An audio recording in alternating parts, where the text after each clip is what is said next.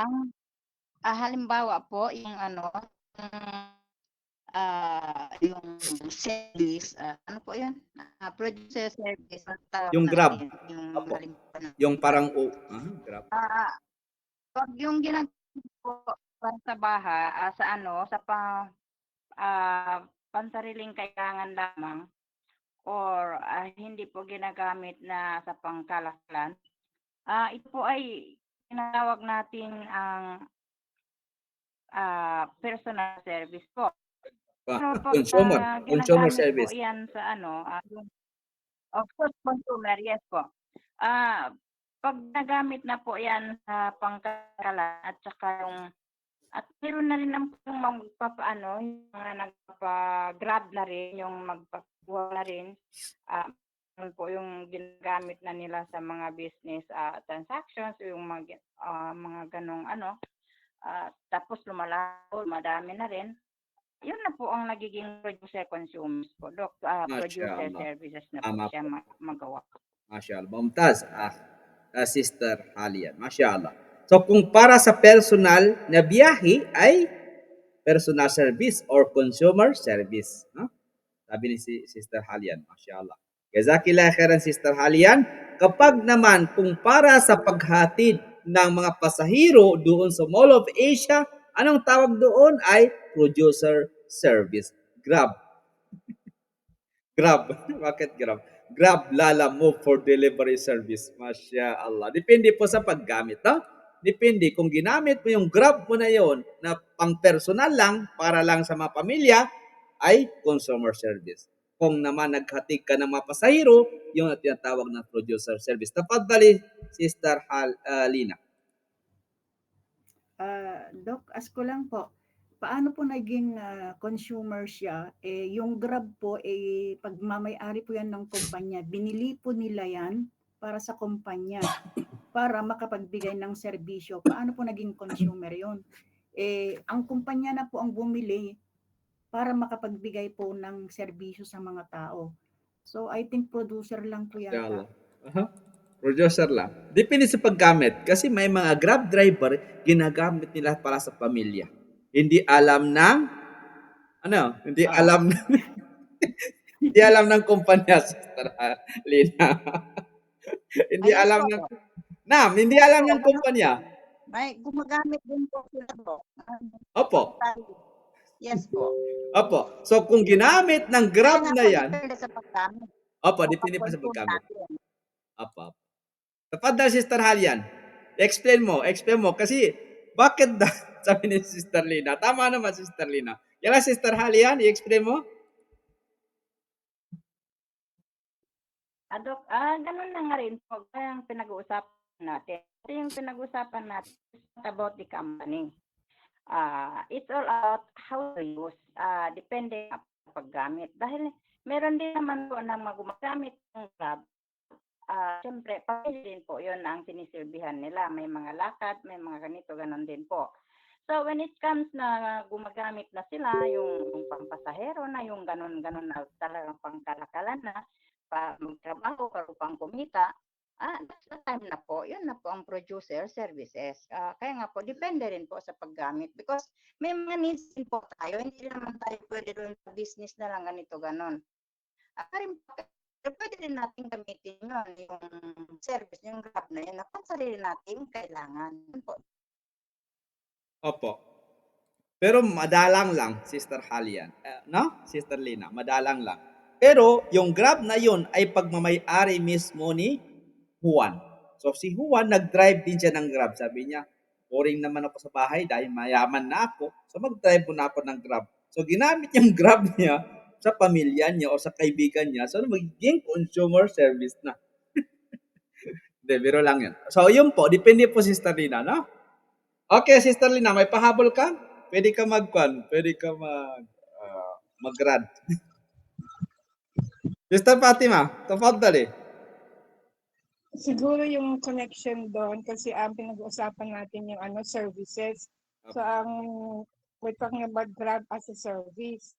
So kung ang service niya is for family use, nagiging consumer goods siya. Pero kung gagawin mo siya as business or for delivery or whatever, purposes ng business, magiging producer siya. Opo. Pero kung pag-uusapan natin is Grab as a business, so ibang usapan yun siguro. Opo, ibang Kasi ngayon usapan na yan. nasa services kasi tayo eh. Opo. Siguro Service, example lang to, example lang. Na services tayo. Depende po sa paggamit. Kasi may mga Grab na ninanakaw nila sa kumpanya, hindi nila nakikita ng kumpanya.